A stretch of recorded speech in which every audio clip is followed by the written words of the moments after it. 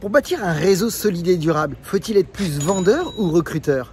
Voilà une grande question que beaucoup se posent parce que finalement, bien certains ont une tendance particulière vers une dynamique d'action qui leur correspond mieux et en même temps ils se disent mais est-ce que réellement avec ce type d'action je vais pouvoir bâtir mon réseau?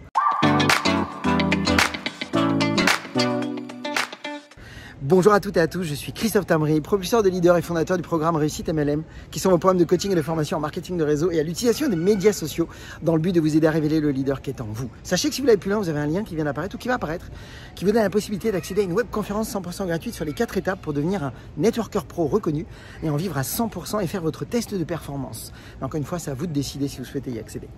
Donc, beaucoup de marketeurs de réseau, eh bien, soit ne comprennent pas encore que la façon dont ils développent leur réseau leur permettrait de bâtir un réseau solide et durable, ou alors certains sont convaincus que la façon dont ils s'y prennent, c'est la bonne et c'est la seule qui fonctionne, et ils envoient un message dans leurs équipes qui fait que finalement, ça gâche aussi le réseau et ça se développe pas. Alors vous allez voir qu'il y a une façon d'aborder le métier et qui est très importante parce que en fait nous sommes tous différents, nous avons tous nos approches, je dirais, où on est beaucoup plus à l'aise, dans lequel on se sent mieux. Certains sont plus dans la vente, d'autres sont plus dans le recrutement, d'autres sont plus vraiment dans la connexion avec les personnes, d'autres sont plus dans je dirais la productivité. C'est ok, c'est très bien, tout est bon. Et c'est pourquoi je vais vous dire, les deux approches sont bonnes, mes amis. Qu'est-ce que ça veut dire quand je vous dis que les deux approches sont bonnes? C'est-à-dire qu'en réalité, un bon réseau, déjà, ça se constitue de quoi? Ça se constitue de clients qui génèrent du chiffre d'affaires. C'est la base.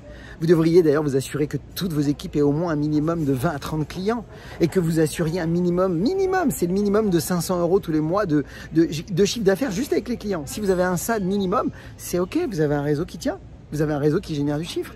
Mais il faut qu'il y ait du recrutement. Donc il faut du recrutement aussi. Il faut qu'il y ait de nouveaux partenaires qui ont tous des clients. Mais est-ce qu'il faut être un super recruteur pour arriver à faire ça? Pour pouvoir vraiment... Moi je connais plein de super recruteurs, vous savez quoi? Qui ne gagnent pas d'argent. Parce qu'ils bâtissent des réseaux sans mettre de clients.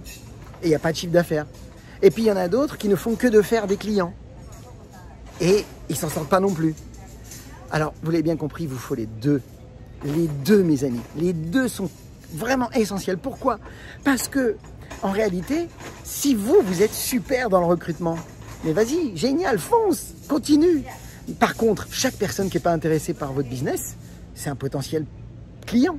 C'est quelqu'un à qui vous pourriez faire bénéficier évidemment de vos produits, voire même de pouvoir même derrière bénéficier d'avantages tarifaires en devenant des clients privilégiés. Donc, évidemment que chaque connexion, chaque personne à qui vous partagez votre business, c'est un client potentiel s'il ne démarre pas dans votre business. Voilà une bonne façon de rentabiliser votre temps et d'être efficace. Parce qu'évidemment, vous avez des produits certainement que eux consomment déjà dans la vraie vie et qui pourraient tout à fait être intéressés à avoir vos produits de qualité et en plus bénéficier ensuite d'offres tarifaires. Mais est-ce que si je pars de la vente, je peux devenir un super recruteur? Oui! C'est génial si vous êtes beaucoup plus à l'aise avec ça, si ça vous correspond mieux avec votre posture d'aujourd'hui, très bien, qui va peut-être évoluer au fil du temps. Vous allez peut-être de plus en plus prendre une place de chef d'entreprise, de leader, parce que vous allez vous sentir de plus en plus à l'aise. Mais quoi qu'il se passe, beaucoup savent très bien vendre, mais est-ce qu'on peut passer de la vente à des partenaires de business? Oh que oui! Et c'est génial. En fait, vous pourriez très bien les faire passer de clients à ambassadeurs d'abord, c'est-à-dire à vous recommander du monde, et puis après leur expliquer que ce qu'ils ont fait, ils pourraient même générer de l'argent avec.